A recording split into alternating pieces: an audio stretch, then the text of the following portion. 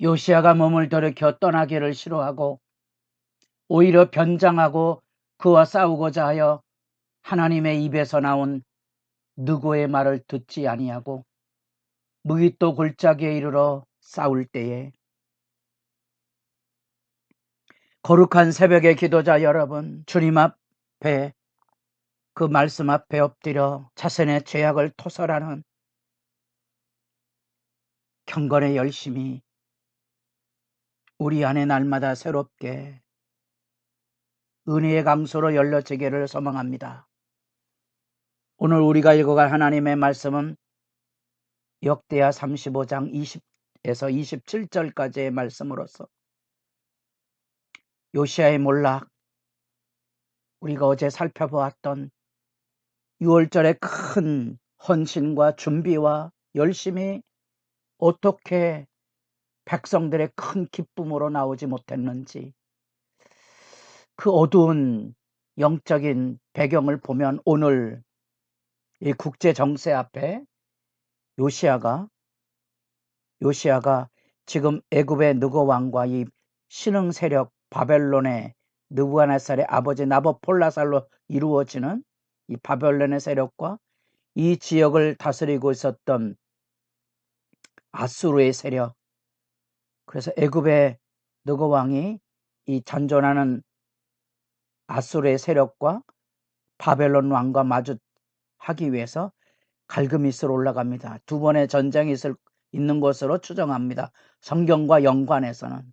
그때 애굽 왕이 이 갈그미스 전투를 위하여 바벨론과의 전쟁에 나아가기 위해서 동맹군을 맺어서 올라가는데, 요시야 왕이 뜻밖의 이 무깃도에 가서 이 애굽 왕에 올라가는 이 길목에 서서 대적의 전쟁을 하다가 슬프게 마치 아합의 죽음처럼 변장하고 하나님의 말씀을 듣지 않고 죽어가는 역사의 비극으로 이제 유다 왕국의 몰락이 구체화됩니다. 우리가 어제 그 6월절 절기를 지키며 백성들의 큰 기쁨이 히스기야와 더불어 대조되어서 나타나지 못하는 그 모습에 대한 안타까움을 좀 절절히 살펴보았습니다. 어쩌면 우리 시대 안에 하나님의 백성들의 마음속에 주님의 구원을 기뻐하고 즐거워하지 못하는 시대적인 만연된 죄악성 때문에 얼마나 많이 울어야 되는가 하는 것을 짚어가며 안타까워했습니다. 이 마지막 개혁왕의 신앙의 분투가 그만 역부족이었던 거죠. 바벨론의 발언과 애굽의 견제 사이 그 틈새에 요시야가 왜 껴들어갔을까? 왜 그 국제 정세에 대한 무지 속에 섰을까? 하나님께서 느고를 통하여 하나님의 뜻을 들려주었는데 왜 그런 경고를 무시했을까? 하나, 이방 왕을 통하여서 하나님의 말씀이 전달이 되는 걸까? 물론 하나님께서 나귀를 통하여서 말씀을 전했던 발람의 전례가 있고 하나님의 말씀이 전해지는 다양한 방식이 있지만 경건한 왕 요시야는 왜 그 이방 왕을 통하여 들려지는 하나님의 경고의 말씀을 듣지 못하였을까? 어쩌면 우리가 어제 살펴본 이 백성들 속에 살아나지 못하는 영적인 어두움이 아마 요시야에게도 영향이 있지 않았을까라고 충분히 생각해 볼 수 있는 거죠. 그런 점에서 이 요시야의 행동은 무모하게 느껴지지만 어쩌면 역사의 몰락 앞에 희생양이 되는 것 같은 아픔을 품고 역사를 지켜보게 됩니다. 그런 점에서 여기 20절 느고가 갈그미스로 치러 올라왔으므로 요시야가 나가서 방비하였는데, 이 올라가는 애굽의 군대를 막아섰던 거지. 근데 그 느고가 요시아에게 경고문을 미리 보냅니다. 유다하고 싸우려는 마음은 없다. 그리고 하나님의 명령으로 내가 여기 올라왔다. 내 뜻을 거스리지 말라고 이야기하고 있는데요. 이 장면이 마치 미가야 선지자와 아합의 이야기, 그 이야기를 패러디한 것처럼 그렇게 그려지고 있습니다. 하나님의 경고를 무시하고 변장해서 전쟁에 참여했다가 그만 슬픈 죽음을 맞이하게 되는 거지요. 그 사건에 그래서 이 경고를 무시한 요시아의 불신앙과 교만함을 우리가 지켜볼 수도 있지만, 더불어서 함께 여기 25절에 보면 예레미야는 그를 위해 애가를 지었으며 모든 노래하는 남자들과 여자들은 요시아를 슬피 노래하니, 이 에도의 사건 속에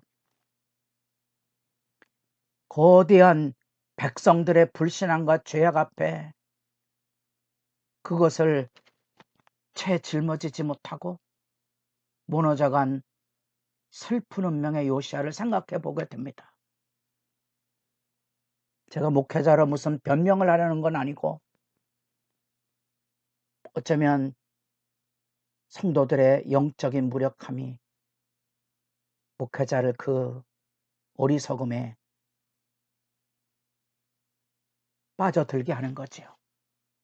제가 자주 얘기합니다. 대통령을 잘못 뽑아서 나라가 망하는 게 아니고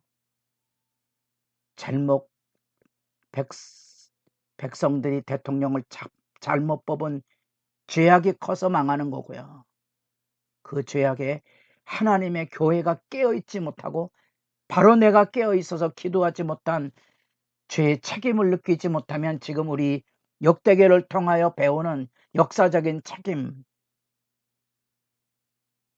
책임의 당당함을 놓치게 된다는 사실입니다.